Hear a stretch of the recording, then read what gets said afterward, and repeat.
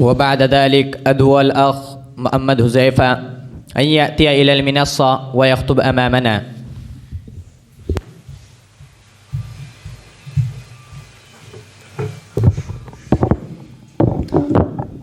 الحمد لله رب العالمين، والصلاة والسلام على سيد الأنبياء والمرسلين محمد بن عبد الله الأمين وعلى آله وصحبه أجمعين.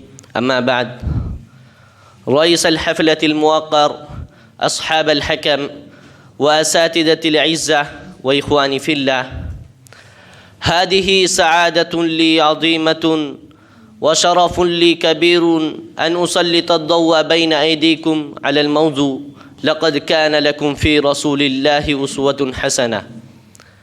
زملائي العظام، إنه لا يخفى عليكم وعلى من له إلمام بالسيرة النبوية الفائحة أن الرسول صلى الله عليه وسلم الذي كانت حياته بجميع ما عاشه وما يحتاج إليه الإنسان أسوة حسنة وقدوة كاملة ونموذجا مثاليا، فلم تكن لحظة من حياته الرائحة الطيبة ولا جانب من سيرته العطرة النيرة في خفاء وكتمان، بل كانت ككتاب مفتوح يستطيع أن يطلع عليه كل شخص ويقرأه بنفسه.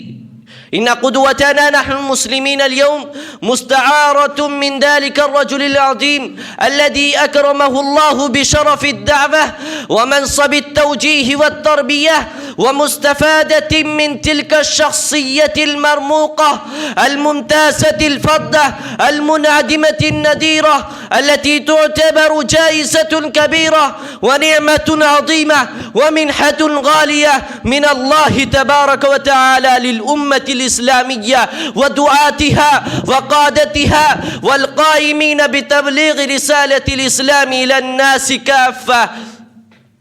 هذه هي الأسوة الحسنة التي شهد بها الله تبارك وتعالى في كتابه وأمر بها عباده المؤمنين، فقال: لقد كان لكم في رسول الله أسوة حسنة لمن كان يرجو الله واليوم الآخر وذكر الله كثيرا. ألم تعلموا؟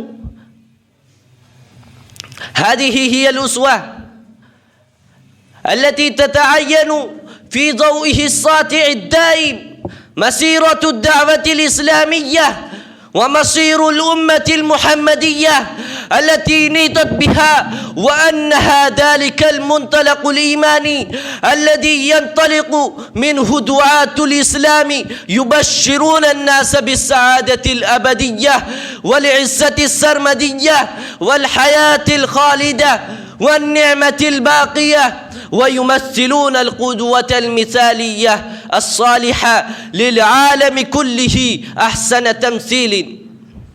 أيها المستمعون الكرام، ألم تتضح عليكم هذه الحقيقة الناصعة وبان لكم الأمر بعد هذه الشهادة الربانية من فوق 7 سماوات أن النبي صلى الله عليه وسلم كان أسوة كاملة لجميع طبقات البشر وقدوة تامة لكل فرد من أفراد بني آدم على اختلاف ألوانهم ودمائهم وجنسياتهم ومهنهم وظروفهم وبيئاتهم ومجتمعاتهم في كل زمان ومكان وفي كل عصر ومصر. أيها المستمعون الكرام، ألم تعلموا أن حياة النبي صلى الله عليه وسلم